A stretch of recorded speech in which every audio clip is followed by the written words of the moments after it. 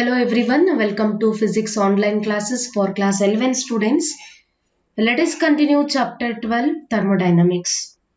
So in today's session we are going to study about applications of first law of thermodynamics and also reversible and irreversible process. Remember in the last session we studied zeroth law as well as first law of thermodynamics in detail. Now let us study their applications, reversible and reversible process. Let us start the class. So first you can remember the first law of thermodynamics which illustrate law of conservation of energy. That is, energy can neither be created, means heat energy can neither be created nor be destroyed, but one form of energy can be converted into another form. And the equation is given by dq equal to du plus dw. The amount of heat energy given to the system is equal to sum of internal energy and work done by the system. So now let us study applications of first law of thermodynamics to the different processes. The first law of thermodynamics is dq equal to du plus dw. Let us apply this equation in the applications. Yes, the first application, isothermal process. Remember, first law of thermodynamics is applicable for all processes in the nature. That may be isothermal or isochoric or isobaric, adiabatic, anything. It is applicable for all processes in the nature. We already studied the definitions of each processes. So we can apply first law in each process. The first process is isothermal process. So we already studied what is isothermal process. So this is thermodynamic process in which pressure and volume undergo changes at constant temperature. So here temperature remains constant, pressure and volume changes. You should keep the definition in your mind so it is easy to understand the application of first law. So in this process, volume and pressure undergo change at constant temperature and there is an exchange of heat between system and surrounding. Yes, we know that in isothermal process, we are using diathermic wall, conducting wall, which allows heat energy from system to surrounding or surrounding to system. Exchange of heat takes place. So temperature remains constant, volume and pressure changes. Since temperature remains constant means the change in internal energy du is equal to 0 because we know that internal energy means it is equal to temperature. When temperature is constant, change in temperature is 0 or you can write internal energy du becomes 0. Then equation 1 becomes, what is that equation 1? First law dq equal to du plus dw. Substitute in place of du as 0 because in isothermal process temperature is constant. So what is the final answer? dq equal to dw. So we got dq equal to dw. What it indicates? In isothermal process, the amount of heat energy given to the system is completely utilized in work done by the system. Is it clear? Because the temperature is constant. During isothermal expansion of the gas, it means work done by the system. During expansion, heat supplied by the surrounding to the system. So surrounding, it is going to supply heat to the system. So amount of heat energy increases. So it is completely used to do work done by the system because dq equal to what? dw. The amount of heat energy is completely utilized to do work done by the system in expansion. Suppose in a compression, during isothermal compression of the gas takes place means work is done on the system, right? If work is done on the system, compression of gas takes place so that heat is released by system to the surrounding. Heat is releasing to the surrounding from the system. So this amount of heat energy is completely used to do work on the system because the equation is what? dq equal to dw. They had given some examples for isothermal process, that is boiling of a liquid, second one melting of wax. Boiling of a liquid, for example, if I considered water, boiling point of a water is 100 degree Celsius. You can remember at 100 degrees Celsius that liquid can be converted into vapor. Water becomes vapor. Pressure, volume changes, but temperature is constant. Remember, boiling point means we can consider for water 100 degrees Celsius. At 100 degrees Celsius, water is converted into vapor. Is it clear? So water molecules are completely converted into gaseous molecules or vapor. So conversion means pressure and volume is changing, but temperature is constant. Similarly, the second example is melting of wax. So at melting point of wax, again remember temperature is constant. For example, if I am going to consider water at 0 degrees Celsius, solid is converted into liquid or liquid is converted into solid. So here temperature is constant. So these are example for isothermal process. Then second application, adiabatic process. We already studied in detail about adiabatic process. You can remember in this process, volume, pressure and temperature, all the three variables undergo change. And there is no exchange of heat between system and surrounding because the wall of the cylinder is made of non-conducting insulated material. No exchange of heat energy takes place. When heat is absorbed or when heat is released, pressure, volume, temperature changes. Is it clear? Because there is no exchange of heat energy between system and surrounding.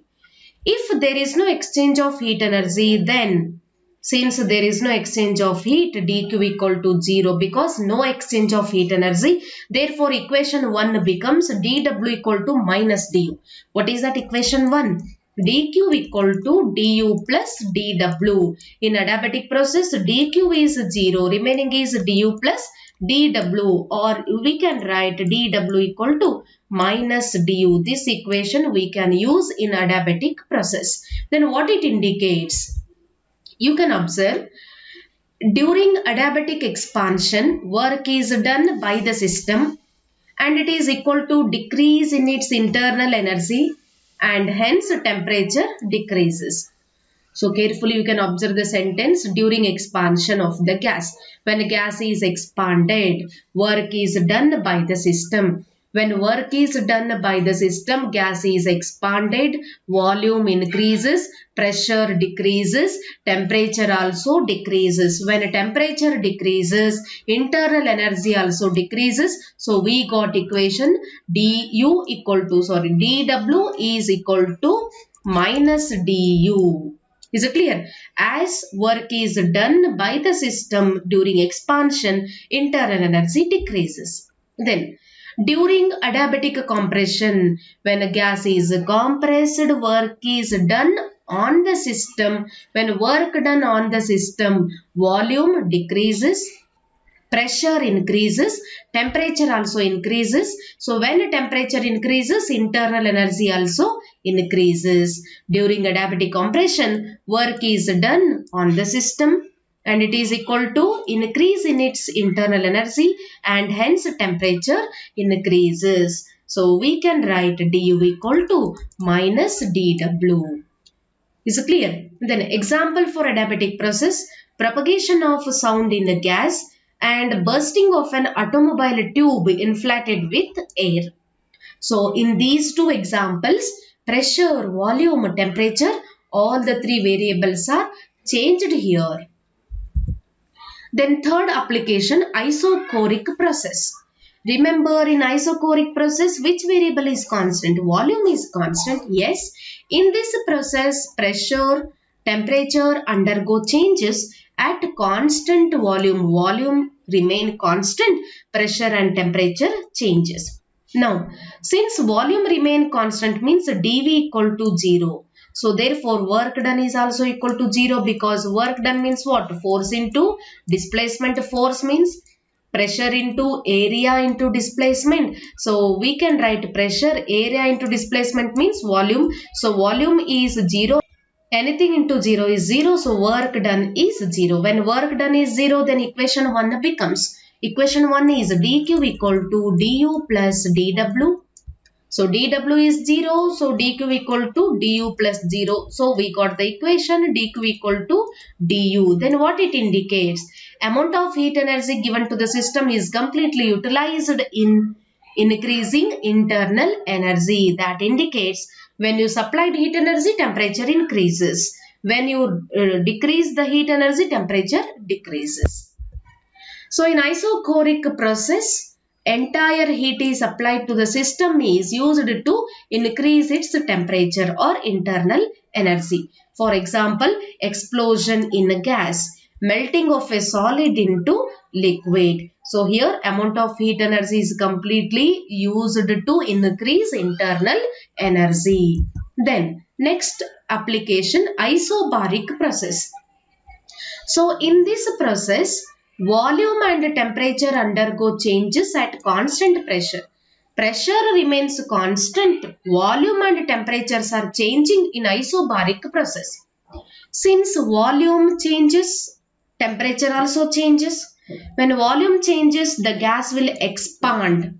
When work is done, we know that volume is changing means either gas will be compressed or gas will be expanded. Then only volume changes. Since temperature also changes, the internal energy changes by an amount du. Temperature when it changes, internal energy also changes. So we can write if dq is the heat supplied to the system, then a part of it is used to do the work dw and remaining part is used to increase internal energy by du. In isobaric process, when you supplied heat energy to the system, internal energy changes and also work. So this is dw. Is it clear? So the equation is as same as the first law, dq equal to du plus dw, because volume and temperatures are changing here. So we can write equation 1. In isobaric process, the heat supplied to the system is used to do the work to expand the gas and to increase internal energy, to increase temperature, to increase volume, to expand the gas. We are using isobaric process. Example, heating of liquid at atmospheric pressure, heating of gas at constant pressure. By keeping pressure as constant, we can heat the gas, we can heat the liquid. In those cases, volume changes, temperature changes, but pressure remains constant. Now you can observe this tabular column. They had given thermodynamic processes, which quantity remain constant, which quantity becomes 0, and their final equation. Whatever I explained, all the 4 applications that you can remember easily with this tabular column. The first process is isothermal. Temperature remains constant. So internal energy 0. Final equation is dq equal to dw. Second application, adiabatic process. In adiabatic, no exchange of heat energy. Amount of heat energy remains constant. So this dq becomes 0. No change in heat energy. So the final equation is dw equal to minus du. Third application, isochoric process. Here volume is constant. So that work done is equal to 0. Remaining equation is dq equal to du. In isobaric process, the quantity pressure is constant. So here no equation, no quantity is 0. So we got the final equation dq equal to du plus dw. You can remember all these equations. These are the applications of first law of thermodynamics. Now we can move towards the next part of this chapter, and that is reversible process and irreversible process. Yes, what is reversible process? A thermodynamic process that can be made to go in reverse direction such that all changes taking place in a direct process are exactly reversed is called reversible process. So the process can be reversed in order. If it is reversed in order, whatever the changes occurs, that can be again takes place in reverse order. That is called reversible process. For example, a slow isothermal expansion or slow compression of the gas. So when you are slowly expanding the gas or when you are slowly compressing the gas, here if you are taking upward or downward, expansion or compression, in these two cases the process remains the same, which takes place exactly reverse. For example, in isothermal expansion, so when gas is expanded, volume increases, then pressure decreases, right?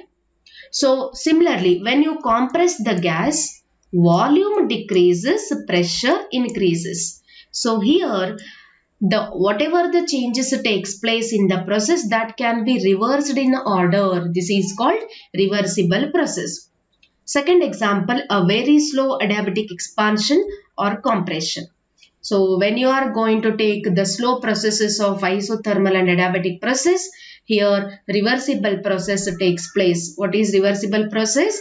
A thermodynamic process that can be made to go in a reverse direction, such that all changes taking place in the direct process are exactly reversed in direction, reversed in order. So this is called reverse process.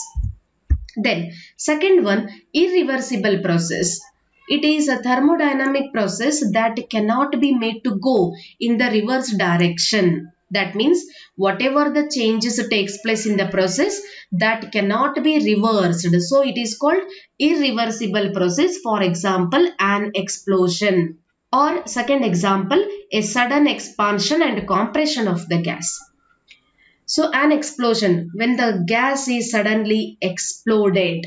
So for example, you can take a nuclear bomb. When nuclear bomb is suddenly exploded, when is it possible to again reverse in direction? No, it is irreversible.